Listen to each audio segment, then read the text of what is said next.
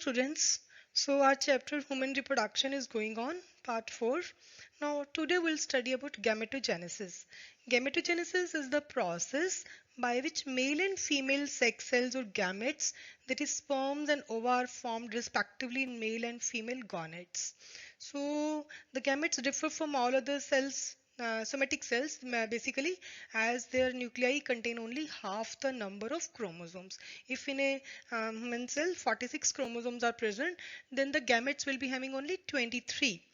These are made by meiosis, that is reductional division, so have only half the number of chromosomes. So the gametogenesis for the formation of sperms is called spermatogenesis. Today we'll study about spermatogenesis.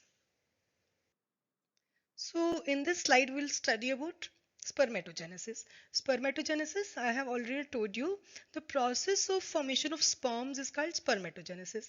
It occurs in the seminiferous tubules of the testes. We have learnt about this earlier when we studied the transverse section of testes. The seminiferous tubules are lined by germinal epithelium, as you are watching in the diagram. The germinal epithelium consists largely of cuboidal primary or primordial germ cells and contain certain tall somatic cells called Sertoli cells. So we know the function of seminiferous tubules and the Sertoli cells. So spermatogenesis include formation of spermatids and formation of spermatozoa. Now there are some phases are there. First phase is multiplication phase. Multiplication phase, at sexual maturity, the undifferentiated primordial germ cells divide several times by mitosis to produce a large number of spermatogonia. As you are watching in the diagram, large number of spermatogonium are formed, and spermatogonia are diploid in diploid होते are of two types, spermatogonia 1 and spermatogonia 2. About this we'll study later. And then is the growth phase. Each spermatogonia actively grows to a large primary spermatocyte and by obtaining a nourishment from the nursing cells. Then is maturation phase. Each primary spermatocyte undergoes two successive divisions called maturation divisions. The first maturation division is reductional or meiotic division, first meiotic division, and then secondary spermatocytes will be formed, and then from secondary spermatocytes will also undergo second meiotic division, and then from second meiotic division then spermatids are formed by each primary spermatocyte. Formation of spermatozoa. Now next is from spermatids. How it takes place? The process is called spermiogenesis. It's different from spermatogenesis. We'll study in the next slide. Now both secondary spermatocytes now undergo second maturation division, which in ordinary mitotic division to form 4 haploid spermatids by each primary spermatocyte. Next, I have told you that formation of spermatozoa. The transformation of spermatids into spermatozoa is called spermiogenesis. The spermatozoa are later known as sperms. The 4 sperms are formed from one spermatogonium. After spermiogenesis, sperms heads become embedded in the Sertoli cells and are finally released from the seminiferous tubules by the process called spermiation. Now in this flow chart you are watching spermatogonia, then mitosis occurs. Mitosis में बहुत सारे spermatogonium बन जाते हैं और then these spermatogonia undergo division and primary spermatocytes are formed. Then primary spermatocytes will go meiotic division, first meiotic division, and then second meiotic division. After second meiotic division, spermatids are formed, and the formation of spermatozoa from spermatids is called spermiogenesis. So you're watching that from the chromosome number per cell in the spermatogonium was 46, and now in the gametes, that is sperms, it is 23 by reductional division, that is by meiosis.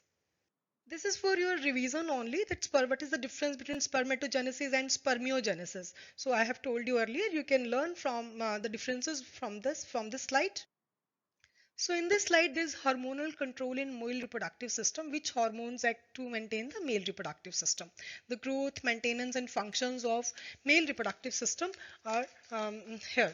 Now you can see in this slide that there are, first of all, there is hypothalamus, and hypothalamus is releasing an hormone, that is gonadotropin releasing hormone. It stimulates the anterior lobe of pituitary gland to secrete luteinizing hormone and follicle stimulating hormone. In male, luteinizing hormone is called interstitial cell stimulating hormone. Hence, because it stimulates interstitial cells of the testes to secrete androgens. Interstitial cells are also called Leydig cells. We have learned about this earlier when we studied about testes. And then testosterone is the principal androgen, and follicle stimulating hormone, as you're watching in the flow chart, stimulates Sertoli cells of the testes to secrete androgen binding protein that concentrate testosterone in the seminiferous tubules. Sertoli cells also secrete a protein hormone called inhibin, which suppresses follicle stimulating hormone synthesis. Follicle stimulating hormone acts directly on spermatogonia to stimulate sperm production. So in this diagram you are watching, first of all, hypothalamus, which acts on anterior pituitary gland. Anterior pituitary gland acts on with the help of luteinizing hormone and follicle stimulating hormone on Leydig cells and Sertoli cells respectively, and they are working like this. So this is very important. This here we'll study the structure of sperm. Sperms are microscopic and motile cells. Sperms remain alive and retain their ability to fertilize an ovum from 24 to 48 hours after having been released in the female genital tract. So it's having four parts. First part is head. So it consists anterior small acrosome and posterior large nucleus. So acrosome is formed from Golgi bodies of the spermatids. Acrosome contains an enzyme that is called hyaluronidase, proteolytic enzyme, which are popularly known as spermolysis. It's used when the sperm enters into the egg, so it helps to break the walls of ovum. So next is neck. Neck is a very short and present between head and middle piece. It contains proximal centriole and distal centriole. The function of proximal centriole is to initiate the first cleavage of the zygote, and distal centriole, which gives rise to axial filament of the sperm. Next is middle piece. Now middle piece, it contains mitochondria, coiled mitochondria. You're watching in the diagram, that's it's a spiral shaped mitochondria, and it provide energy for the movement of the sperm. So it's also called the powerhouse of the sperm. Next is tail. The tail is several times longer than the head. In most part called main piece, the axial filament is surrounded by a thin layer of cytoplasm. The part behind the main piece is called end piece, which consists of naked filament alone. The sperm swims about by its tail in a fluid medium. This is all about spermatogenesis and structure of sperm and flow chart of spermatogenesis.